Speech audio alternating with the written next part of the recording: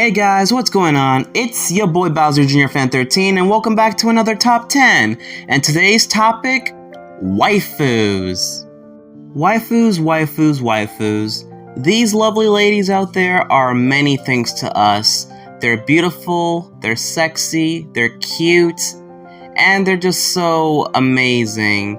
In fact, they're so amazing, they're the reason why we have simps in this world. Ha! Okay, I'm just joking.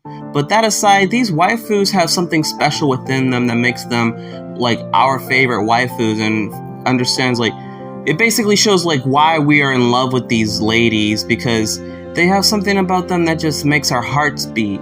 The ones that make us blush, the ones that make us nervous around women, and the ones that basically just express how much we love these girls so much. And also the reason why we do dirty stuff on the internet, but we're not getting into that. Alright, so you see, I have a list of waifus that I like, and some in my personal taste that I consider to be one of the greatest waifus of all time. Of course, out of all these ladies in this top 10, only one of them is getting the crown for best waifu in my honest opinion. Not to mention the fact that we only get to have one waifu because, I wish we had a harem because how come the Persona 3 protagonist gets to have a harem and we don't? Man, I'm so jealous of that guy. So, yeah, and the only rule that we have on this list for today is we're only including one character per series of origin, or in other words, only one waifu per franchise. And we'll be covering waifus from both anime and video games. So without further ado, let's get into this action, shall we? Number 10, Sailor Venus from Sailor Moon. Out of all the Sailor Guardians in the franchise, Sailor Venus, in my opinion, is my most favorite. And I'll explain why, because of course, as always in my top 10s, I have to explain the lore and the backstories on these characters. So anyways, Sailor Venus was originally one of the 4 Guardians protecting Queen Serenity and Princess Serenity in the Silver Millennium. But years later, after she passed away, she was reincarnated into the future as a young teenage girl named Minako Aino. Minako was just a normal teenage girl just enjoying her everyday life, and basically her dreams and admirations is that she wants to be a pop star idol and wants to be very famous for her singing too. That's amazing. Then later on, she would regain her Sailor Venus powers after reuniting with her partner, a white magical cat named Artemis. Then sooner or later, she would try to get the attention of all the other Sailor Guardians and try to reunite them all by dressing up as a vigilante called Sailor V. In fact, Sailor V was so popular, she even got her own video game, which starts to bring the attention to all the other Sailor Guardians. But anyways, after all that, she spends the rest of her life basically helping Sailor Moon and the other Guardians, protecting Earth from all sorts of different evil, and she also spends the rest of her life as a teenage girl just still following her dreams and ambitions, and that's pretty amazing. What I like about Sailor Venus is that how strong and how determined she is, and just how brave she is overall, and shows how much she cares about all of her friends. And not only that, her bond with Artemis is just amazing. It's like it's very powerful. Like when there was this one scene in Sailor Moon Eternal when Artemis was about to get crushed to death or something like that.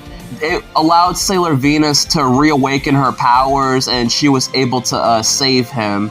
And yeah, and also another thing I like about Sailor Venus is that I love all of her powers and attacks that she has. Like, being the guardian of both love and justice, like, I love how all the attacks that she has with the beam that's shaped like a heart that she shoots out of her finger and the Venus Love Me chain.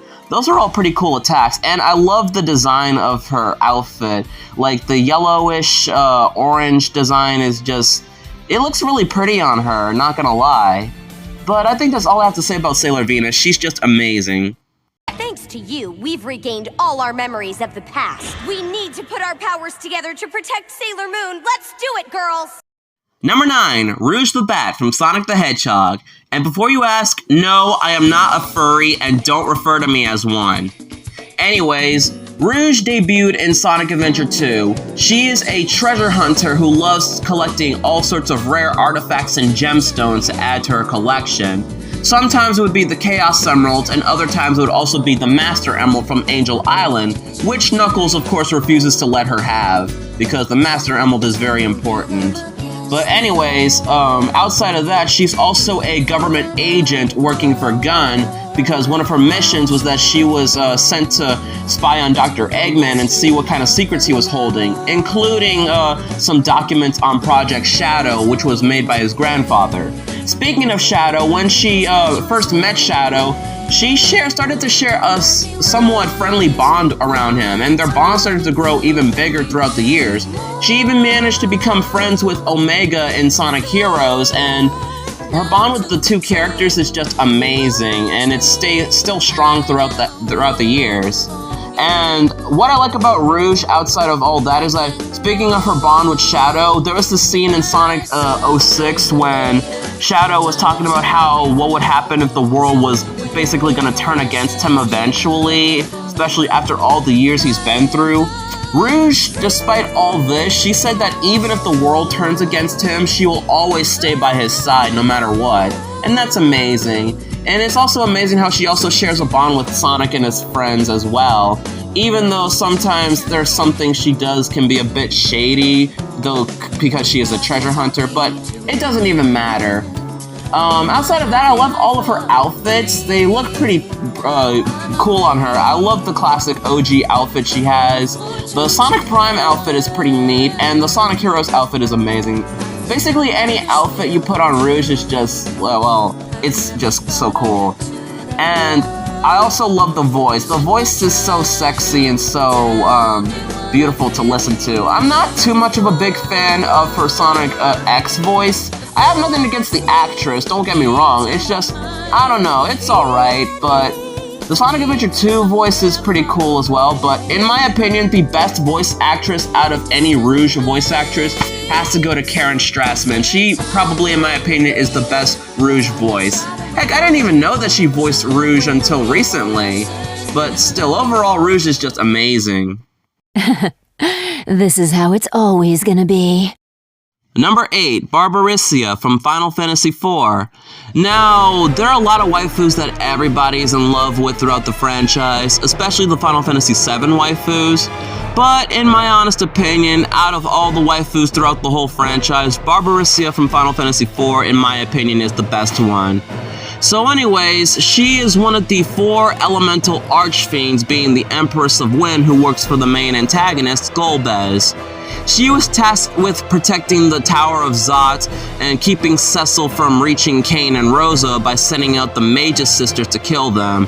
But after Kain was freed from mind control and Rosa was saved, she decided to go after them herself, and then she ends up failing sadly. But she does get revived to try to stop them inside the giant mech after being revived with the other archfiends, thanks to Zemus, but she failed once again. So not much is said about her backstory in the original Final Fantasy IV, but when she was added to Final Fantasy XIV, they did give her her own backstory, which I was surprised that she was added to that game, and it's amazing.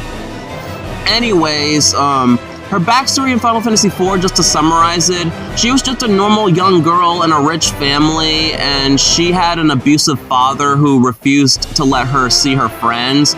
But because she kept on disobeying her father killed her friends and told her about this, which makes her angry, so she decides to kill her father in the process. And then she starts to get corrupted thanks to Golbez and thanks to her hatred from her father, which started to end up turning her evil, and now she decides to cause all sorts of mass destruction all over Eorzea. Yeah, I think that's what the place of Final Fantasy XIV is called, but that doesn't matter. Alright, so what I like about Barbarisia, I mean, well, first off, the design of her is just shockingly pretty amazing. I mean, it's kind of weird, even though this character is, well, she's barely wearing any clothes, and let's hope this video does not get demonetized just from showing her, but I'm not showing the full model at least. But anyways, outside of that, her powers is just so amazing, and the attacks that she has is just pretty crazy. She can even whip herself up into a tornado using her hair to protect herself, which is pretty amazing. And her boss fight in Final Fantasy XIV is even more intense, because not only did they give her a sword, they gave her a transformation where she wraps herself with her hair, basically giving herself some sort of super armor. And dang, it's just insane. Like, you guys gotta see her boss fight in Final Fantasy XIV. It's amazing. But yeah, even so, this waifu is just amazing. Although she is evil and she would try to kill me if I was to get with her, but that doesn't even matter. You may flee instead if you wish, if the fate of the sorry lot here is of no concern to you. One way or another, I will have satisfaction. Number 7, Princess Rosalina from the Super Mario series. So I've already talked about why I love Rosalina in my top 10 favorite Mario characters video, so why not talk about why I love her as my favorite waifu throughout that series. So anyways, just to summarize her backstory, she was a little girl who was abducted into space, but she ended up becoming friends with these star creatures called Lumas, and after bonding with these creatures, they loved her so much to the point where they even called her Mama. Then she decides to spend the rest of her time with these Lumas and taking care of them as if she is their mama. And she then ends up becoming the Princess of the Cosmos and the Guardian of the Galaxy, protecting the whole space from any threats that comes to their way. She even helps Mario, Luigi, and all the other characters save Peach from Bowser, or stopping Bowser, or any galactic threat that starts to threaten the universe. And although I haven't played Mario plus Rabbids Sparks of Hope, nor have I got to see the story of it, I know there's some stuff relating to Rosalina due to the whole Cursa situation, and I know they have Rabbit Rosalinas now somehow, but it doesn't even matter. I mean, I still haven't got to play that game, but still. I still consider Rosalina to be an amazing character because she probably, in my opinion, is one of the most beautiful looking Mario characters I've ever seen. And plus, she's literally the guardian of space and time. I mean, why would you not like this character? She is just amazing. Hello there! Let's do this! It's about time! Number 6, Helena Douglas from Dead or Alive. I'm not gonna lie to you guys, out of all the waifus I've seen, this is probably one of the few waifus that I never thought I'd actually develop a crush or fall in love with. But I guess now seems to be the case. But anyways, let's get into her backstory. I mean, there's a lot of backstory behind her in DOA, and I'm not too familiar with DOA lore, but let's just get into it. Helena was the young daughter of a CEO owner of DOA Tech, but he currently passed away, and she was raised by her mother, Maria. And not only did she learn the fighting style that I think her father knew this fighting style, but it's, from what I learned, it's some sort of a fighting style that's mixed with Japanese-styled art of fighting. It's explained in the backstory, but I'm forgetting a handful of it. But she also decides to become an opera singer just like her mother.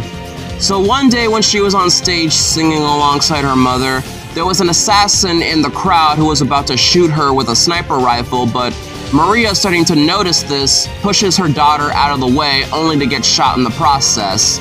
After witnessing her mother's death, she swore revenge on the killer who was responsible for this, and she decides to compete in the DOA tournament, as shown in Dead or Alive 2. So she basically goes around, starts questioning people about the killer, wanting to see who's responsible for it. She does eventually meet with her killer, being Christina, and after defeating her, she then becomes the new CEO of DOA Tech, and basically does what she can to help those in need.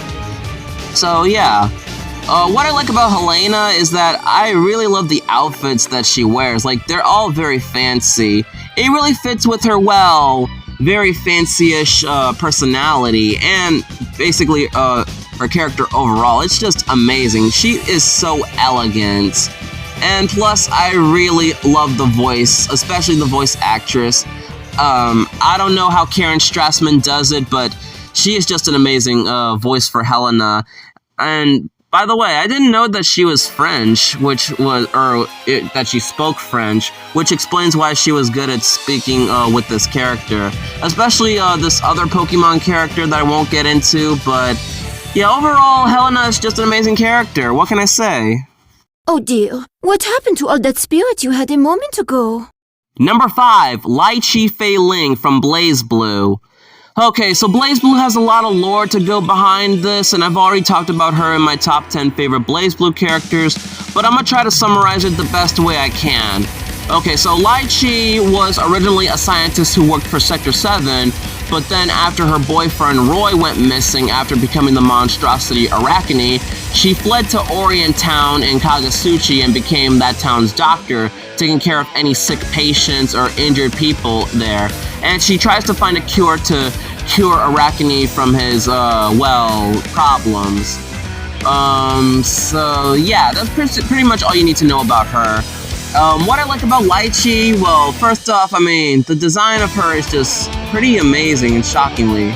Not to mention, well, I don't want to sound a bit pervious, but damn, those breasts are very big. I can see why Tao calls her Booby Lady, but that's neither here or there. And she has mighty kicks. Like, have you seen her gameplay? She not only fights with a staff, she has a ton of kicks that, like, hit really hard and just, damn, this is so pretty wild. I mean, I can see her competing with Chun-Li, but also I want to thank her for inventing Teach Me Miss Litchi, which basically helps me keep up with the BlazBlue lore if I get confused.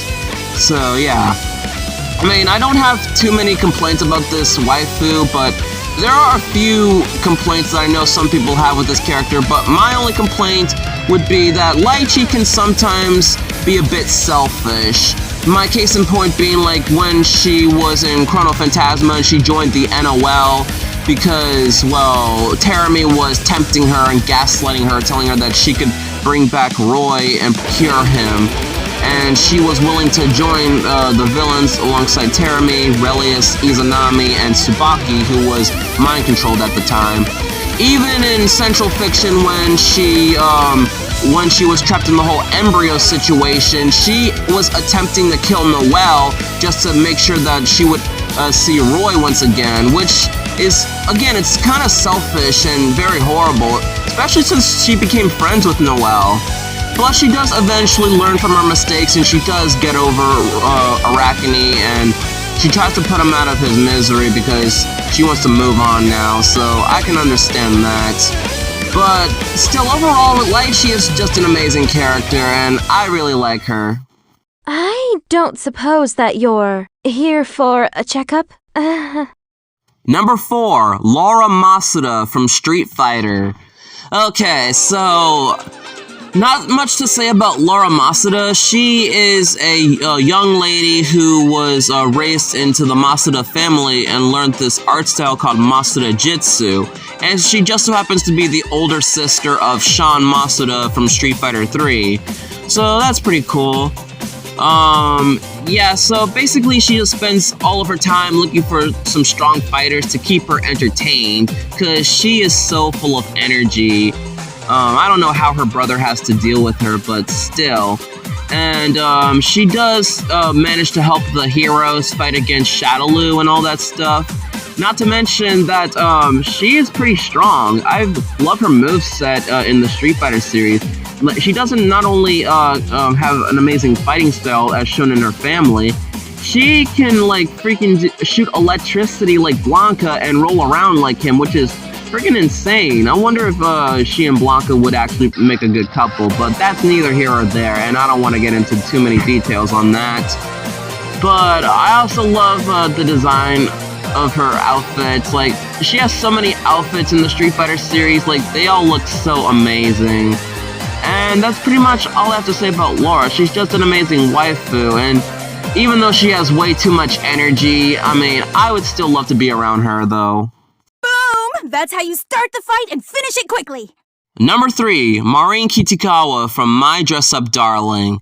Alright, so now we have a waifu from a recent anime that people are falling in love with. Marin Kitagawa is a young high school student who's very nice. She's very sweet to everyone she meets. She can be a little bit bubble-headed at times and a bit, well, too hyper. But one of her big dreams and admirations is that she wants to cosplay, and she loves cosplaying as much as many of us do.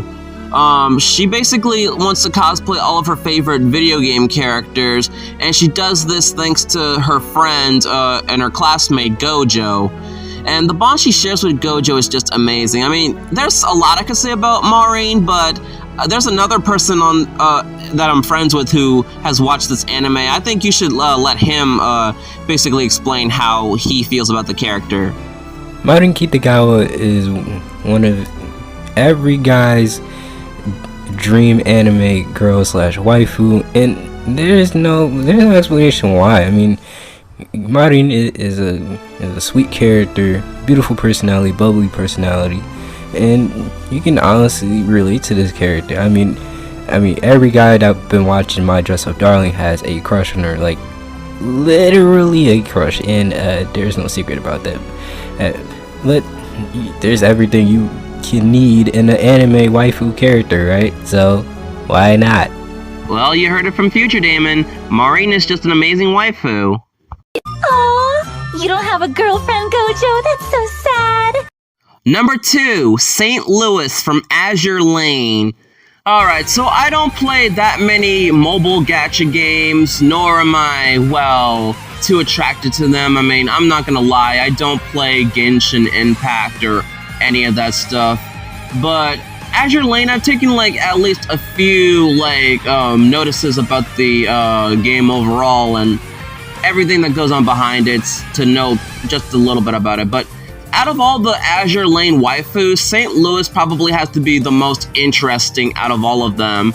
So anyways, she is basically a mechanical ship, which, okay, I'm gonna be honest, out of all the waifus we've seen in all sorts of video games and mobile games, we've had like a lot of magical girls, beastkins, warriors, and all that stuff, even androids, but battleship girls?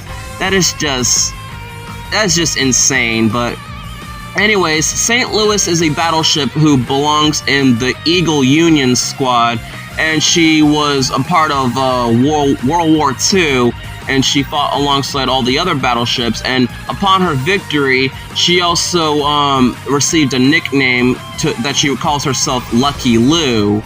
And yeah, I think that's all you need to know about her, and she does share a bond with her sister Helena as well, but that's neither here or there. What I like about St. Louis is that she's honestly pretty cute and adorable, and she's very sweet, and I think that's basically all I have to say about her personality. She's just an amazing character. And plus, I'm not gonna lie, the outfits that she has, like all the outfits you can get for St. Louis, they are just...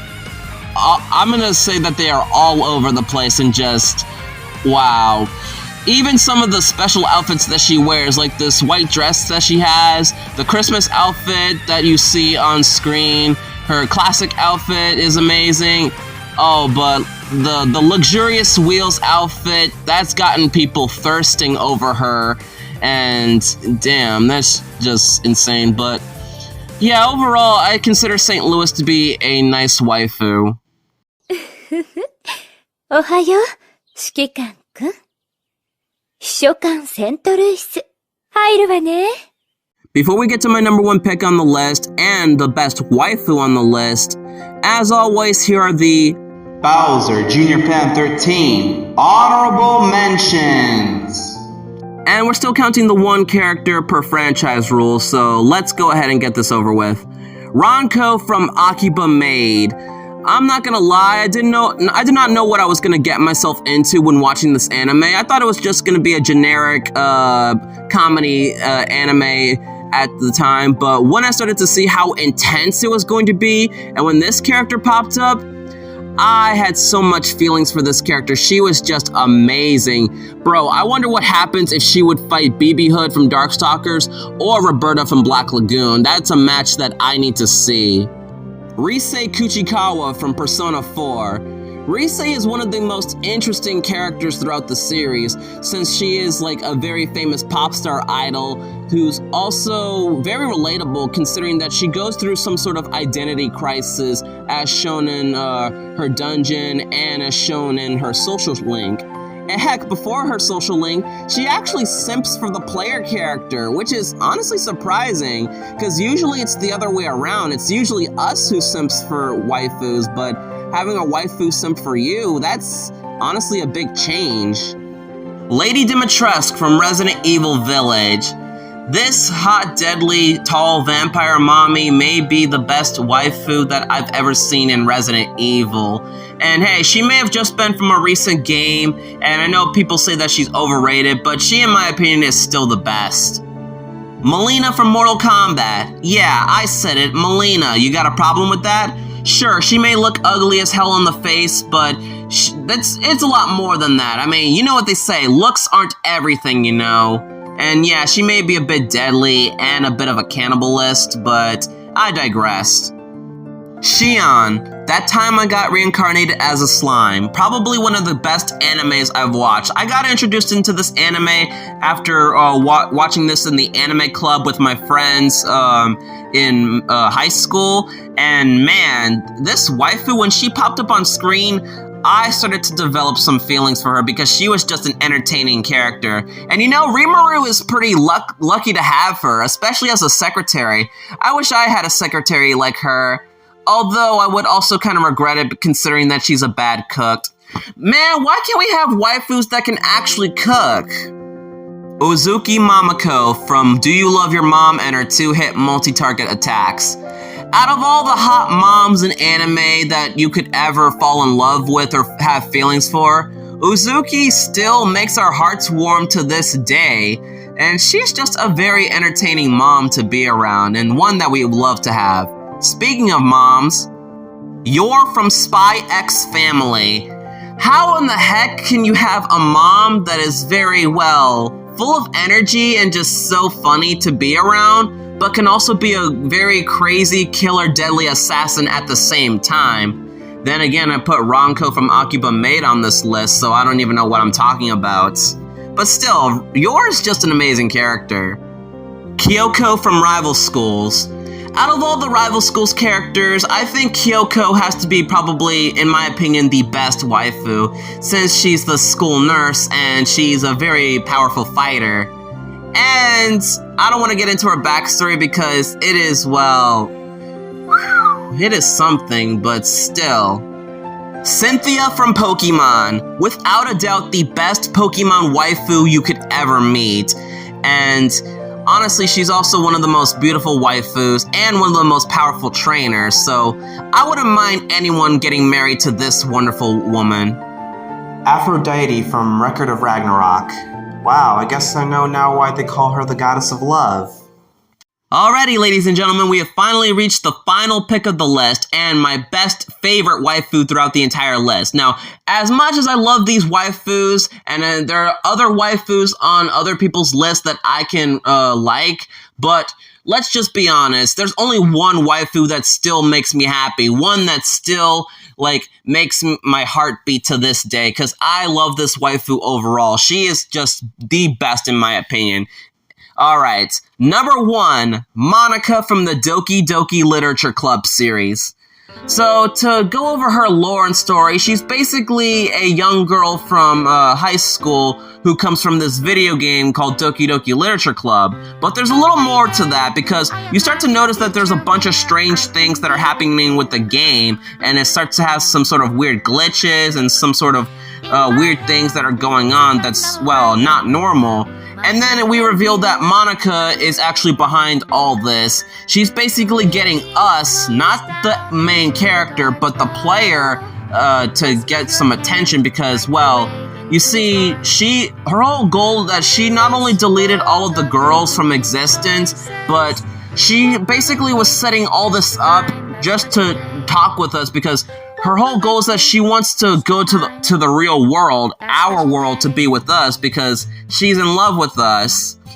And yeah, that's pretty much all I have to say. I mean, she is described as basically the main antagonist of the series, but I honestly don't see that because I mean, sure, what she did was wrong, and she didn't have to delete all the girls just to be with us, but I can kind of see what she wants, like, overall. She just wants to be with us. She wants to be in a real relationship, but she can't because she's trapped inside of this game for all her life, and she's the only character who, well, actually knows what's going on with us, and wow, I mean, I'm not gonna lie, this is one of the most shocking waifus I've ever started to fall in love with. This is why Monica is Bowser Jr. Fan 13's girlfriend in my animated series. This is why I love this waifu.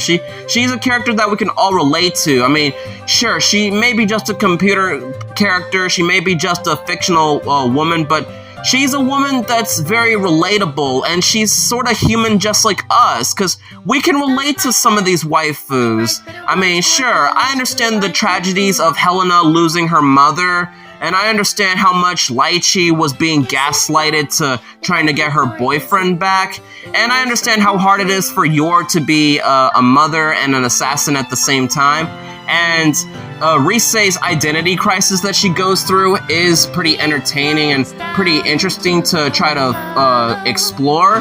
But at the same time, Monica probably rivals all of them because she feels so real to me. But that's all I have to say about her. But outside of that, I really love the outfits and the designs that she wears. She's very cute and adorable, and she's very nice once you get to know her. So yeah, that's why Monica is my favorite waifu overall, ladies and gentlemen.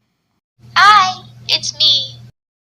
And that's all we have to say today, ladies and gentlemen. So what do you think of my list? Do you agree or disagree? Let me know in the comments down below who is your favorite waifu, and let me know why do you love this waifu or how you fell in love with her. And I'll see you guys in the next video. So peace out, everyone.